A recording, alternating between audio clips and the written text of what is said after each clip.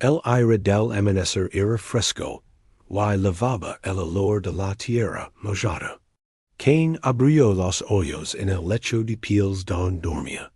Lo primero que sintió, como todos los días, fue el peso de los músculos doloridos. Se estiró, y sus articulaciones crujeron. Hoy, como ayer y como mañana, la tierra le esperaba. Afuera, el mundo no se parece en nada a las historias que sus padres susurraban a veces sobre un jardín donde la comida nace sin esfuerzo. Es mundo era un sueño lejano, casi una broma. El mundo real era este: un campo extenso y turco, un cielo enorme y un sol que no perdonaba. Cain, siendo el mayor, había tomado la carga más pesada. Su vida era un diálogo constante con el barro. Con sus propias manos, ayudado por su padre Adán, había destrozado la maleza. Había quebrado la primera capa de tierra dura como piedra. Cada cerco era una batalla ganada con sudor. Mientras amasaba un puñado de tierra entre sus dedos, observando su textura, escuchó una risa. Suavemente giró la cabeza. Ali estaba Abel, su hermano menor, y en paz. No estaba revisando los pozos de agua, ni preparando herramientas. Estaba de rodillas, rodeado por un pequeño grupo de corderos recién nacidos. Uno de ellos, el más pequeño y tembloroso, lamía los dedos de Abel. Él sonreía, hablando en voz baja, con una ternura que a Cain le parecía extraña. Jugando otra vez, dio Cain, y su voz sonó más áspera de lo que pretendía. Abel levantó la mirada, su rostro iluminado por la sonrisa. No quiere mamar. Le estoy dando un poco de ayuda, nada más. La ayuda está en el campo. Abel, el grano no crece solo porque le hablamos con dulzura. El rostro de Abel se ensombreció un instante, pero luego asintió, suavemente. Ya voy, hermano. Solo termino aquí. Cain suspiró, un sonido profundo que venía desde el pecho.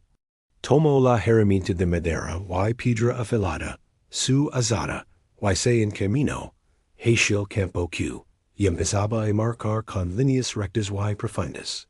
Cada paso era firme. Él era la fuerza que domaba lo salvage. Sin su trabajo, que serían nómadas hambrientos, como al principio. Él les daba raíces, les daba un lugar. Y esa era su certeza. Al mediodía, el sol picaba como un insecto de fuego. Cain se secó la frente con el brazo, dando un rostro de tierra y sudor. Se enderezó y vio a lo lejos la figura de Abel. Su hermano no estaba en el campo cercano. Había lavado al pequeño rebaco en la colina, donde la hierba era más verde. Lo veía caminar con lentitud, siguiendo el ritmo de los animales, mirando al cielo, a las nubes. Parecía liviano, libre. Una punzada familiar, amarga, se clavó en el costado de Cain. No era odio, nunca fue odio. Era algo más complicado y pesado. Una mezcla de envidia y de una ira profunda, silenciosa. Porque él tenía que estar aquí, encorvado, rompiéndose la espalda, mientras Abel pasaba con sus animales. ¿Eran acaso los corderos más importantes que el pan? Sin su grano, es cordero que Abel mimaba no sería más que piel y huesos. Y yo noche, alrededor del fuego, la tensión se cocinaba junto con la comida. Adán, su padre, estaba calado. Siempre estaba calado. Tenía una mirada que iba más allá del fuego, como si buscara algo perdido en las lomas. A veces, Cain lo miraba, y veía un cansancio que no era solo del cuerpo, sino del alma. Eva, su madre, movía la olla de barro con movimientos precisos, para sus hoyos iban dian hojo olotro. En ellos había una preocupación muda, un miedo que no se atrevía a nombrar. La tierra en la ladera está más seca, dijo Cain, rompiendo el silencio. Mañana tendrá que levar agua desde el arroyo. Es un camino largo. Aiden ascendió lentamente, sin apretar los hoyos del fuego. Hazlo que haya que hacer. Abel, que estaba trenzando una tira de cuero, comentó sin mirar. Las ovejas bebieron bien hoy. Encontró un manantial pequeño cerca de la roca blanca. El agua es muy dulce. Cain lo miró fijamente. ¿Un manantial? ¿En la roca blanca? Eso está a una hora de camino del campo este. ¿De qué me sirve me? Abel se encogió de hombros. Un gesto que a Cain le pareció de una indiferencia insultante. Es bueno para los animales. Te lo dije por si querías agua ti también. Yo no tengo tiempo para ir a una roca blanca a buscar sorbos de agua, refunfucó Cain, volviendo su atención a su plato de gachas espesos. Mi agua tiene que ligar a los surcos, no a mi garganta. Eva intervino, su voz suave, tratando de tender un punto. Cada uno tiene su trabajo, hijos. El de Cain nos da sustento. El de Abel nos da pieles y leche para los tiempos duros. Los dos son importantes, pero las palabras quedan en el vacío. Cain pensó, pieles y leche. Y mientras yo produzco la comida que llena sus estómagos. No lo dio. Se lo guardó, como una piedra caliente en el pecho. Los días se repiten monótonos y duros. Para Cain, cada amanecer era una promesa de esfuerzo. Se levantaban a la oscuridad, cuando el cielo apenas empezaba a aclararse. Sentía el frío del suelo en sus pies descalzos. Luego el rosa espero de las sandalias que él mismo había fabricado. Su mundo era tangible. El mango de la azada, liso por el uso.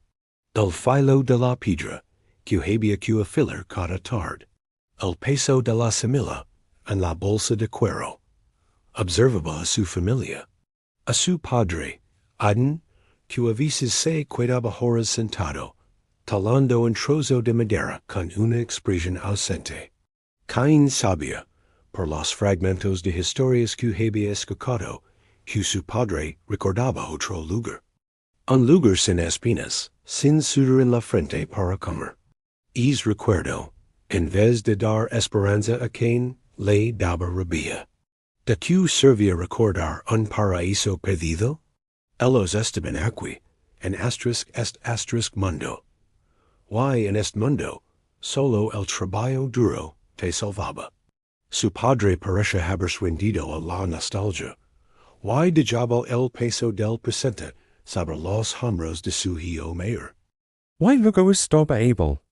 Abel, que se disputaba con la alta. Abel, cuyo trabajo no tenía horarios fijos. A veces lo veía partir al amanecer con el rebaño, sí. Pero otras veces se quedaba cerca, tocando una flauta rudimentaria que había hecho con un hueso, con un sonido triste y dulce que se lavaba el viento, que no entendía esa música. Pero el sonido del mundo era el chasquido de la azada al corta la tierra, el crujido de la espalda al enderezarse, el jadeo del esfuerzo. Una tarde, Cain regresaba acatado. Había pasado el día, entero limpiando un nuevo terreno, luchando contra las raíces profundas de unos arbustos espinosos. Sus manos estaban llenas de grietas y cortes. Al acercarse al locabar, vio a Abel sentado a la sombra de un árbol grande. No estaba solo. Tenía en el regazo el cordero más pequeño, el débil. Y lo acariciaba con una mano mientras con la otra sostenía un cuenco, sacando algo de agua. El animal bebía con dificultad. Cain se detuvo. El contraste lo golpeó como un pupo. El venia cubierto de la tierra que los sostenio todos, dolorido. Con el saber del polvo en la boca. Y alias estaba su hermano limpio la ropa sin una mancha. Dedicando sus fuerzas a salvar una criatura que probablemente no sobreviviría. Una ola de frustración inmensa y amarga lo inundó. Otra que save a morir. Pregunto Cain, y subas cargada de consciencio sona cruel. Abel se sobresaltó. Al ver a su hermano, una sombra de culpa pasó por su rostro, pero también un destello de desafío. No se puedo evitarlo. Y el tiempo que la daza es moribundo, quien se lo da la tierra. Quien siembra el grano que nos montondrá vivos en la luna fría, las avellas también nos manchanan, Cain, dijo Abel, defendiendo Zahora. Dan lana para el frío. Y cuando es necesario. Dan Khan, and Lujo. El grano es la vida, es constante. No se escapa, no se enferma, no se muere sino lo miras un día. Cain dio un paso adelante, la usada en la mano como un testimonio de su argumento. Tú vives en un mundo de sentimientos, Abel. Yo vivo en el mundo real. El mundo del esfuerzo y del sudor. Sin mi sudor, de sentimientos no serían más que hamba. Abel bajo la mirada hacia el cadero, acariciando su cabeza. Quizás el mundo necesita las dos cosas, hermano, murmuró. Pero su voz era tan baja que Cain apenas la oyó, o quizás decidió no oírla. Esa noche, Cain no pudo dormir. Daba vueltas en su lecho, escuchando la respiración tranquila de Abel a pocos pasos. El resentimiento que guardaba ya no era una piedra caliente. Era una brasa que empezaba a prender fuego a todo por dentro. No veía un hermano. Veía un reflejo de todo lo que él no podía permitirse. Liviano, confiado, conectado con algo que no fuera la lucha diaria. Abel. Con su rebaño y su mirada perdida en el horizonte, representaba una libertad que Cain la había negado por ser el primero, por ser el fuerte. Pensa en su madre, Eva. La veía mirarlos, y en sus ojos Cain no veía orgullo por su fuerza, sino preocupación. Una preocupación que a veces parecía más centrada en Abel, en sus sueños silenciosos. ¿Era posible? ¿Podía su madre, que dependía del fruto de sus manos, querer más al salvador que al provida? El primer conflicto no estaba con gritos ni golpes. No hubo una pelea dramática. Se sala en el silencio de aquella noche, en la oscuridad de Locabar, mientras Cain decidía, en lo más profundo de su corazón, que su esfuerzo no era valorado, que su sudor era invisible, que el que cargaba con el peso del mundo real, era menos amado que el pastor que conversaba con los nubes. Era una conclusión injusta, quizás errónea. Pero para Cain era la única verdad que sus calos y su espalda dolorida podían creer. Y cuando una semilla de injusticia se planta en un corazón fértil en consciencio y orgullo, está destinada a crecer. Cain, sin saberlo, había comenzado a regar esa semilla con cada mirada de rechazo, con cada comparación silenciosa, con cada suspiro de frustración. El terreno estaba preparado. Solo faltaba un momento, una chispa, pero que todo lo que había estado fermentando en la oscuridad saliera a la luz. Pero eso sería parte de otra historia. El air comenzaba a cambiar. No era solo el viento que traía el ola de los tormentas leones, era algo dentro de ellos. Una idea había nacido, casi al mismo tiempo en el corazón de los dos hermanos. No surgió de una voz que hablara desde una nube, ni de un mandato escrito. Surgió de lo más profundo, de esa necesidad humana de desear grauches, de conectar, de ofrecer algo a aquello que sentían más grande que ellos. Quizás era el recuerdo del paraíso, un eco lejano en su sangre. Quizzes era solo el instinto de un corazón que busca algo en que crea. Cain fue el primero en pensarlo. Una tarde, mientras limpiaba la tierra de piedras, observo la primera espiga de la nueva siembra. Era perfecta, dorada, pesada. No había sido tocada por el pájaro ni por el gusano. La sostuvo en su mano calosa y un pensamiento claro como el agua de manantial broto en su mente. Asterisk esto es lo mejor de mí. Esto es mi lucha, mi suda heco comida. Esto es lo que valgo, asterisk. Para él, la ofrenda era una conclusión lógica. Era el fruto de su esfuerzo. Era como presenta los cuentos finales de un trabajo bien hecho. No lo planeó con emoción, sino con la meticulosidad de un arquitecto. Durante días, recorrió su campo, escogiendo solo lo mejor, los granos más gruesos, las espigas que el sol había dorado de manera más uniforme, los primeros en madurar. Los colocó en un canasto de mimba que el mismo había tejido en las noches de invierno. Cada movimiento era seguro, decidido.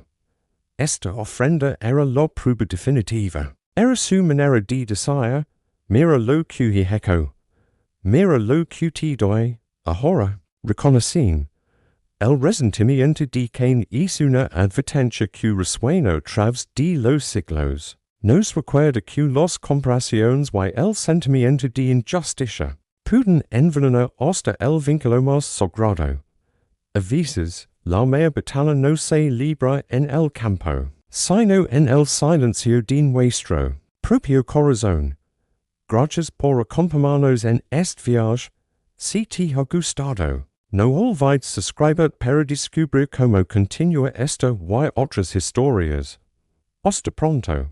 Abel, por su parte, liga la idea por un camino muy distinto. No fue un pensamiento, fue un sentimiento. Una mañana, vio a la oveja más vieja del rebaño, la que siempre había sido guía, descansando con dificultad. Su tiempo se acercaba. Y junto a ella, juguetón y frágil, estaba el primer cordero de la primavera, un maquito de pelage blanco como la nieve de las montañas leonas. Ando argudo una mezcla de ama y pedida la aprieto el pecho. Y entonces lo supo. La ofrenda no podía ser cualquier cosa. Tenía que dola. Tenía que ser algo que amara. Su elección no fue la del cálculo, sino la de la entrega. Escogió el cordero primogenito, el más vigoroso, el que simbolizaba el futuro de su rebaño. No lo hizo a la ligera. Pasó toda una noche acariciando al animal, hablando en voz baja. Había un profundo respeto en sus gestos, una tristeza serena. No estaba dando un objeto, estaba entregando una vida, que había protegido y amado. Para Abel, la ofrenda era un acto de confianza total. Disolta algo prechoso con la esperanza no de un intercambio, sino de una conexión. El día segalado liga. No había un altar ni un sacerdote. Solo una roca grande y plana en un claro del bosque, un lugar que sensación era especial. El ambiente era solemne. Adán y Eva observaban desde cierta distancia, sus rostros eran un mapa de emociones encontradas. Esperanza, temor, orgullo. Cain se adelantó primero. Su paso era firme, su espalda recta. Lavaba el canasto con su cosecha como un trofeo. Con un gesto que pretendía ser reverente pero que resultó un poco rígido. Volca las espigas y los granos sobre la ropa. El sonido fue seco, un cascabelio de cosas valiosas. Se quedó allí de pie, mirando su obra. En su mente, las palabras eran claras. Oye esta, lo mejor de mi trabajo. He cumplido, luego fue el turno de Abel. Su manera de caminar era diferente. Más suave, más consciente de cada paso. Lavaba el cordero en sus brazos, no como una carga, sino como algo prechoso. El animal no se resistía, parecía tranquilo. Abel lo coloco con ternura sober la ropa. Junto a la ofrenda di su hermano. No dijo nada. Solo puso una mano sobre el lomo blanco del cadero. Será los suyos por un instante y luego retrocedió. Lo que sucedió después no fue un rayo que pareció un árbol, ni una voz que retumbó en el cielo. Fue mucho más sutil, y por eso mucho más difícil de entender. Sobre la ofrenda de Abel. Una sensación extraña se posó. No era algo que se viera con los ojos, sino que se sentía con el corazón. Era como si el air alrededor del cadero se volviera más claro, más tranquilo. Una paz profunda, casi tangible, emanaba de allí. Era la sensación de algo que ha sido aceptado, no porque fuera mayor, sino porque había sido dado de una manera completa, sin guardar nada. Sobre el montón de granos de Cain, en cambio, el air permanece igual. Pesado, quieto. No pasaba nada. Era solo un montón de granos muy buenos. Sobre una piedra. No había esa chispa, esa conexión. Todos lo sintieron. Eva contuvo la respiración. Aiden bajó la mirada al suelo, apretando los pupos. Abel sintió un alivio abrumador, seguido de una humildad tan grande que le hizo temblar las rodillas. No se sentía victorioso, se sentía pequeño y agradecido. Y Cain lo sintió también. La diferencia era como un golpe de agua helada en pleno rostro.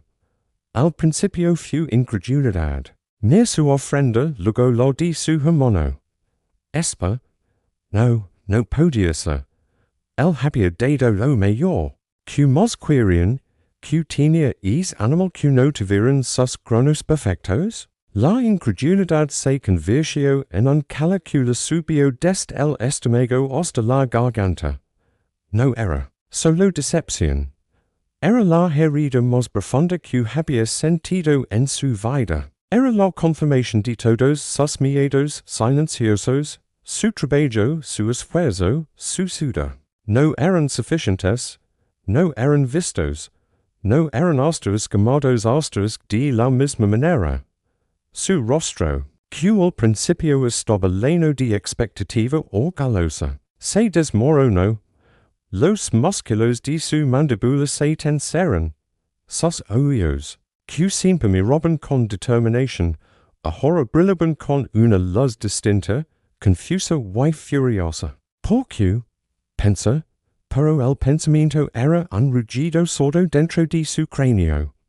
Porque él, que hizo el cuyo no haya hecho, posee con sus animales, so que despierto, la mirada de Cain se encontró con la de Abel. Y en los ojos de su hermano, Abel no veía triunfo, sino una especie de piedad, de compasión silenciosa. Esa compasión fue la yesca que encendía la rabia. Para Cain, esa mirada era el premio de consolación del débil, la lástima del que ha ganado sin merecerlo. No es justo, murmuró Cain, pero las palabras le salieron como un grugido. La amargura que había estado fermentando durante meses. La semilla de incomprensión que plantó la primera vez que vio a Abel jugar con un cadero. Mientras él sudaba, brotó de golpe. Creció en segundos, convirtiéndose en una planta venenosa que le enredaba el corazón. No dijo nada. Mas, dio media vuelta y abandonó el claro. Sus pasos eran pesados, torpes. No fue hacia el campo, sino hacia la colina, un lugar solitario desde donde se veía todo el valle. Allí, solo, la herida de andola y se convirtió en resentimiento puro. Cada grano de aquella ofrenda rechazada era una burla. Cada recuerdo del cadero de Abel era una pupilada. Cain, el fuerte, el provider, el que llevaba el peso de la familia sobre sus hombros, había sido humillado. Y no por un enemigo, sino por su propio hermano, el salvador. El que vivía la sombra de su esfuerzo. log grita sin per habio stado entre ellos. Esa differencia de mundos, yo no era un espacio, era un abismo. Why Cain estaba al bord, mirando el fondo oscuro, sintiendo que todo su mundo, construido con tanto esfuerzo, no valió nada.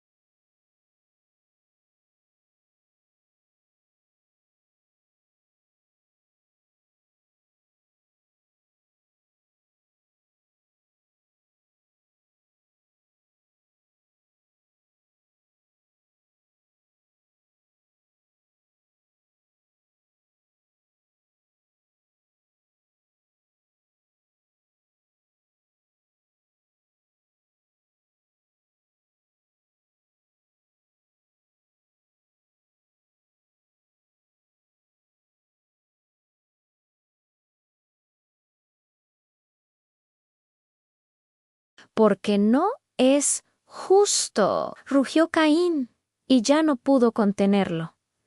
El animal acechante había salido de su guarida. Yo cargo con todo. Yo rompo mi espalda para que esta familia coma, para que tengamos un lugar. Y tú paseas, tocas tu flauta, juegas con los corderos. ¿Y ahora? ¿Encima? Eres el favorito. ¿Qué tengo que hacer, Abel? ¿Dejar de trabajar, hacerme el débil como tú? Las palabras eran veneno puro. Abel dio un paso atrás. Herido, no soy débil, Caín, mi trabajo es distinto, no es menos, es menos, insistió Caín, ciego por la emoción. Es fácil, es lo que haría un niño. Mi trabajo es de hombres han, y aún así, no es suficiente.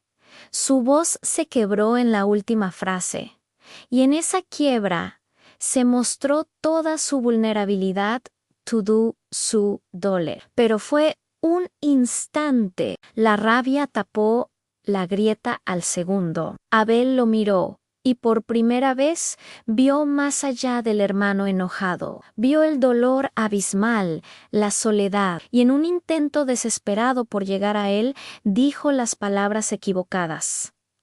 Caín, no es tu ofrenda. Y tu corazón está lleno de esta ira. Eso es lo que ahuyenta la paz. Fue como echar aceite al fuego. Abel, al decir tu corazón, había puesto el dedo en la llaga. Le estaba dando la razón a esa voz interior. Le estaba diciendo que el problema estaba en él. Para Caín, eso significaba que Abel se ponía del lado de lo que él sentía como una injusticia cósmica. Su hermano no solo era el favorito, ahora también era el que le daba lecciones. Mi corazón, dijo Caín con un tono bajísimo, mortal. Tú no sabes nada de mi corazón. Tú no sabes lo que es romperse el lomo día tras día. Tú no sabes lo que es ver que todo tu esfuerzo se convierte en polvo. Tú vives en las nubes. Abelan y yo. Yo estoy atrapado en el barro. Dio un paso hacia adelante. Abel instintivamente dio otro paso atrás. El espacio entre ellos ya no era de aire. Era de electricidad quizás, dijo Abel, buscando una salida, una tregua. Quizás debemos volver a mamá y papá. No me hables de mamá y papá, lo interrumpió Caín. ¿Crees que no veo sus miradas? ¿Que no veo la preocupación en los ojos de ella cuando te mira a ti? El silencio de él, que parece un reproche hacia mí, estaba revelando su alma, pero de la manera más torcida. Cada confesión era un cuchillo que, al sacarlo, quería clavarlo en el otro. La discusión ya no tenía sentido, no era un diálogo. Eran dos monólogos que chocaban. Abel hablaba de entrega y fe. Caín hablaba de esfuerzo e injusticia. Eran dos idiomas distintos. Y en la frustración de no ser entendido, el animal que acechaba en Caín dio su primer salto verdadero. Ya no solo era un deseo, era un impulso. Miró a su hermano, a sus ojos claros llenos de miedo y confusión, y ya no vio a su hermano. Vio al símbolo de todo lo que le había sido negado. Vio al soñador que triunfaba sin merecerlo. Vio la prueba viviente de su fracaso. La fiera ya no estaba a la puerta, estaba dentro de la casa y había tomado el control. El silencio que cayó después de la discusión era espeso, cargado de algo que no se podía nombrar.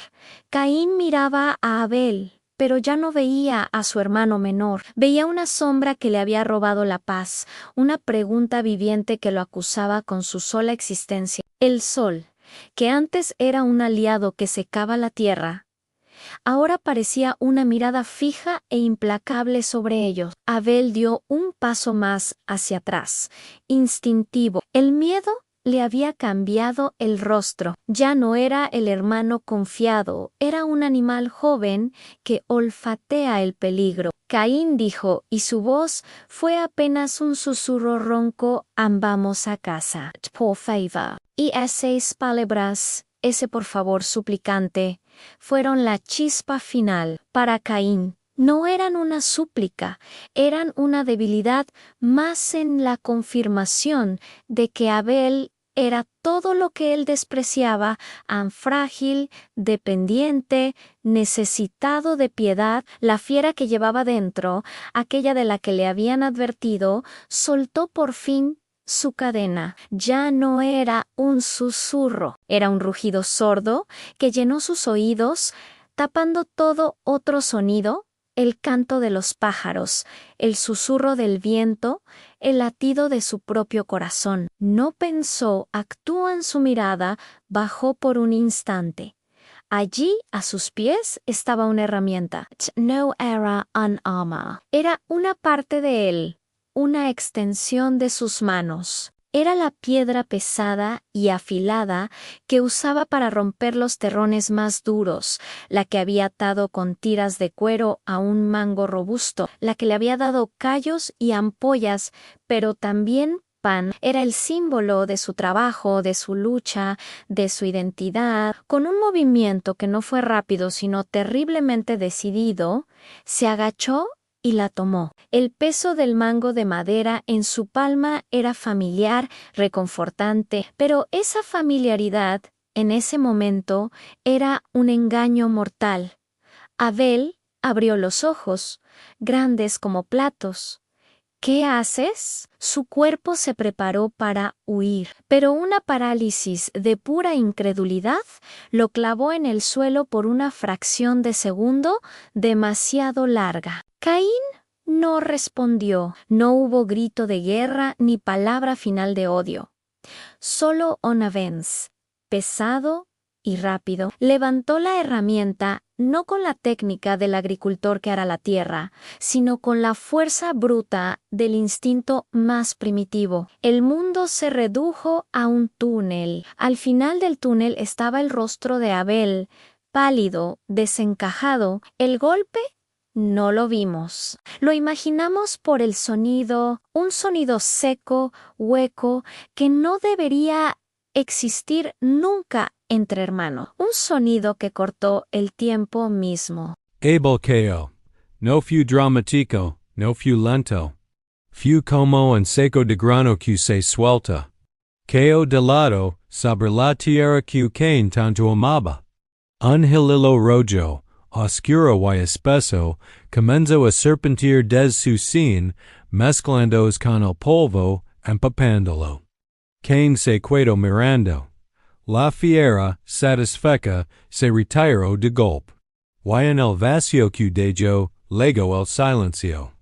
Un silencio tan absoluto que parecía un zumbido dentro de su cabeza.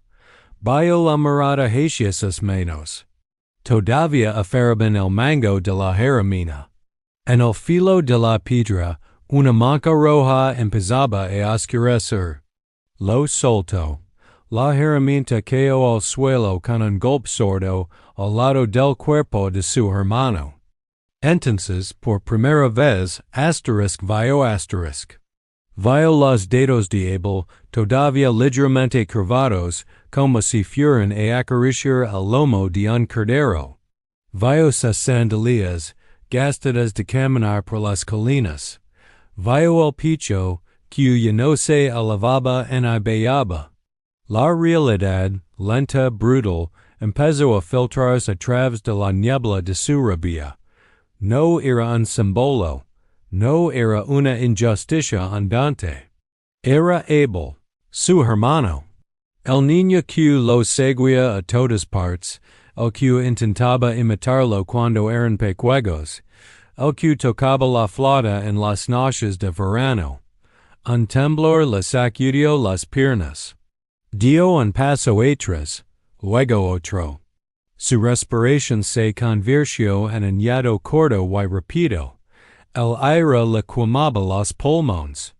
Miró a su alrededor, desesperado. Los surcos, tan rectos y perfectos, ahora parecen barras de una jaula.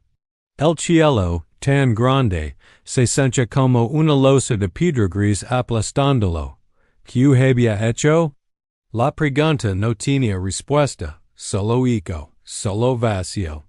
Se acercó, con torpeza, y se arrodilló junto al cuerpo. Extendió una mano temblorosa, pero se detuvo a centímetros de tocar el hombro de Abel. No se atrevía. El miedo ahora era otro, más profundo y frío que cualquier otro miedo. Era el miedo a haber roto algo que no se podía arreglar, no solo una vida, el orden del mundo. Se levantó de un salto, el pánico, puro y animal, lo paseo. Su mirada recorrió el campo, la colina, el camino a casa. ¿Alguien había visto? ¿Había escuchado alguien el sonido? No, estaban solos, totalmente solos.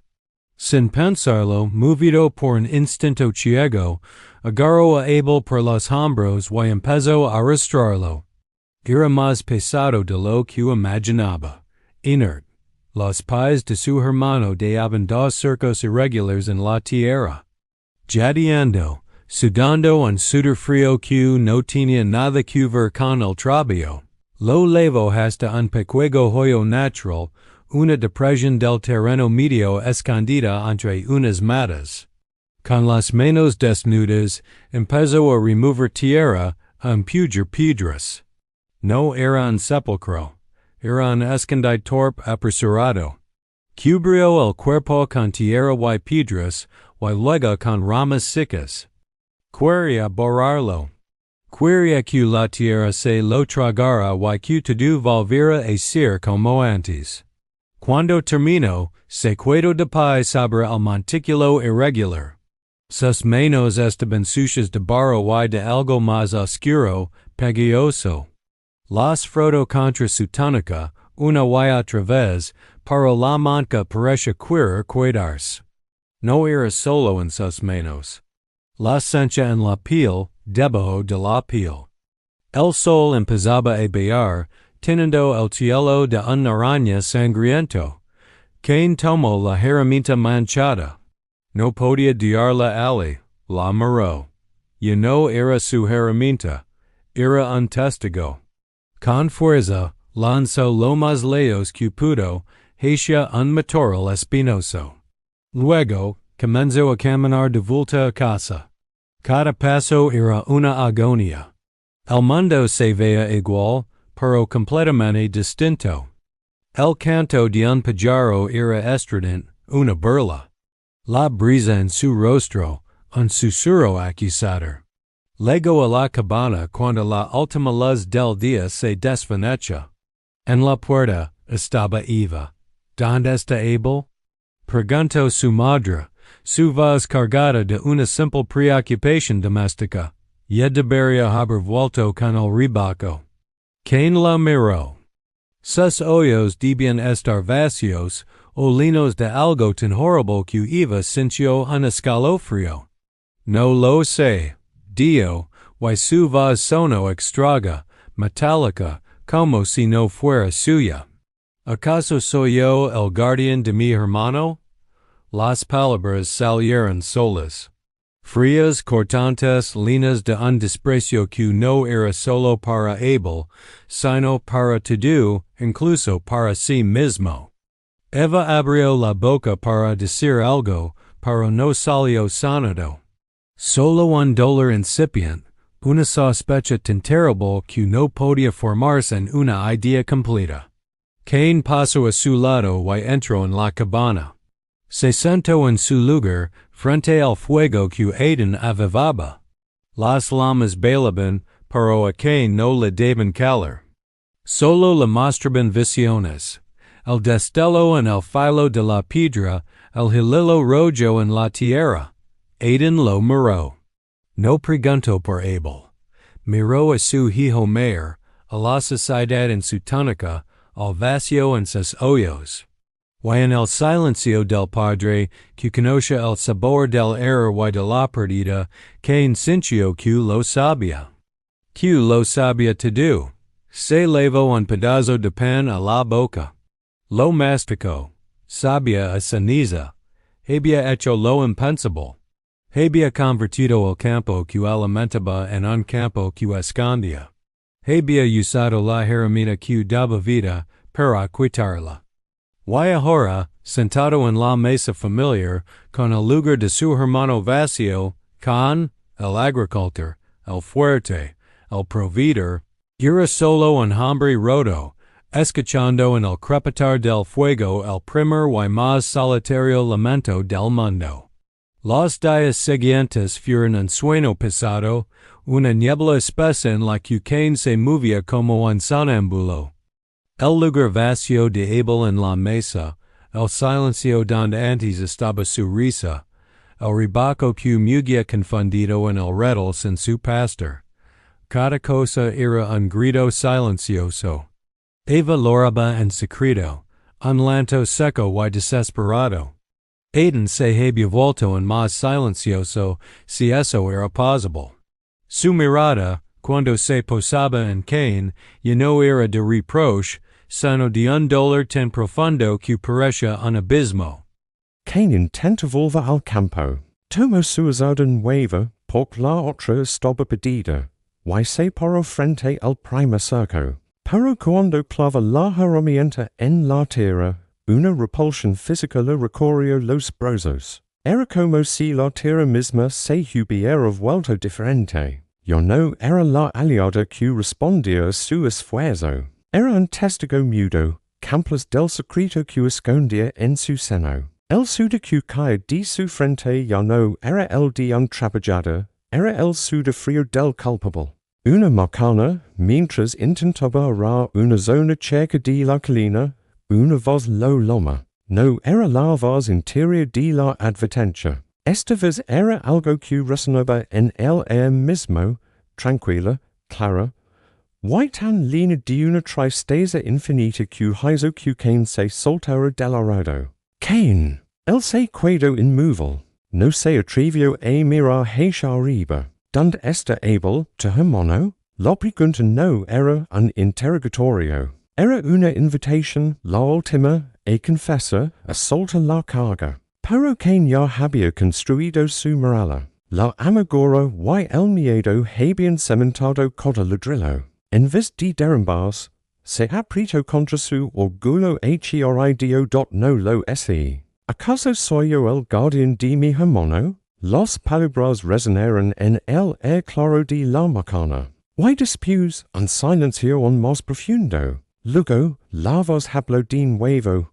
Why ahora el tono había cambiado? La tristeza seguía allí, pero mezclada con algo solemne y terrible. Que has hecho, escucha. La sangre de tu hermano clama a mí desde el suelo. Cain sintió un escalofrío que le recorrió la espalda. Mira sus pies, la tierra color de barro. No clamaba nada.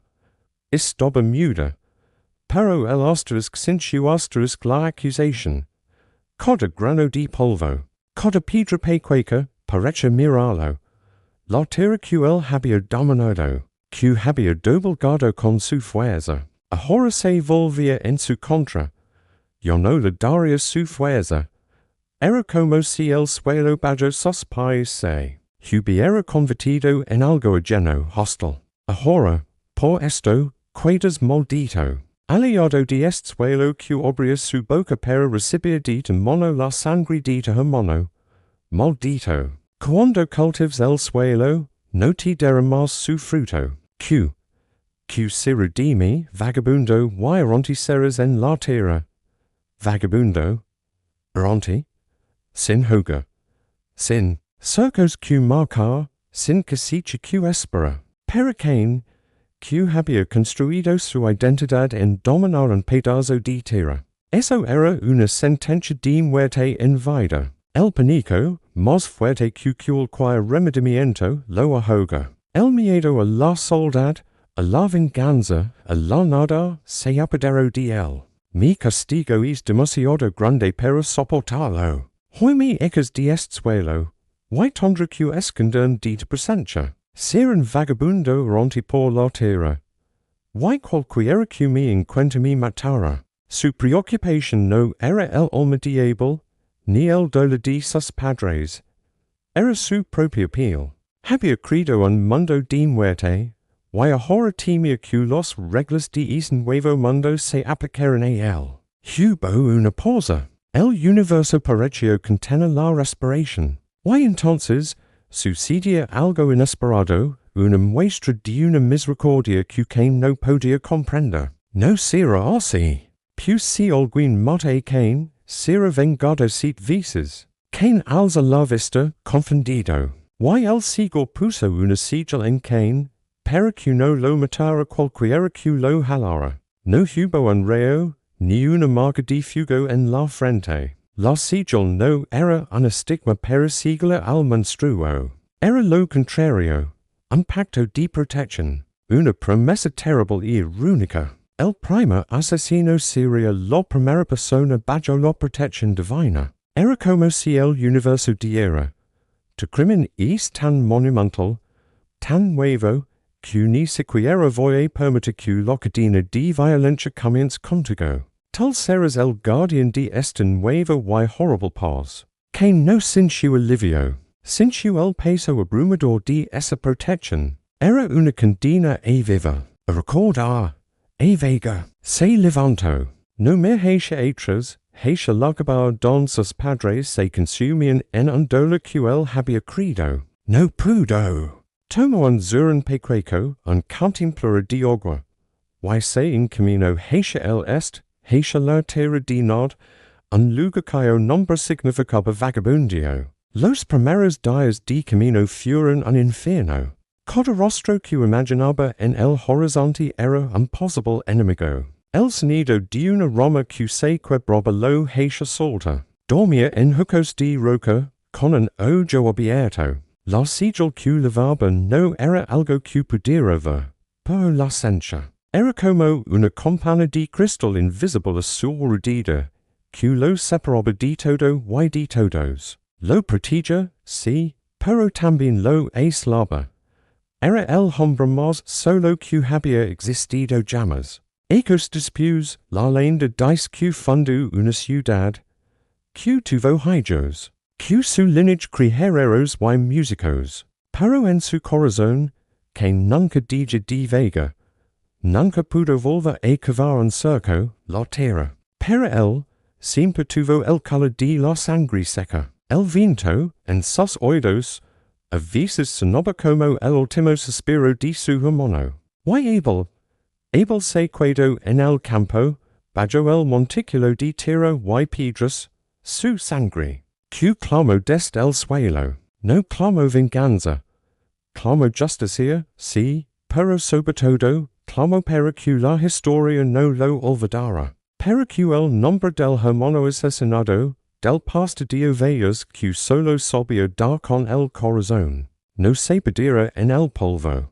El primer conflicto no fue solo entre dos hermanos, fue el conflicto entre el esfuerzo y la gracia, entre el orgullo y la intriga, entre la posición y el don. Cain, el hombre de la tierra, encebó al mundo el peso del pecado. Abel, el pastor, sin quererlo, encebó el precio de la inocencia. Y la humanidad, desde entonces, camina en ese veil ancho entre los dos, tratando de encontrar un camino que no lleve ni al campo silencioso del resentimiento, ni al montículo solitario bajo la tierra. Cargando, cada uno, con la posibilidad de Cain, y el anhelo de encontrar un poco de la paz de Abel.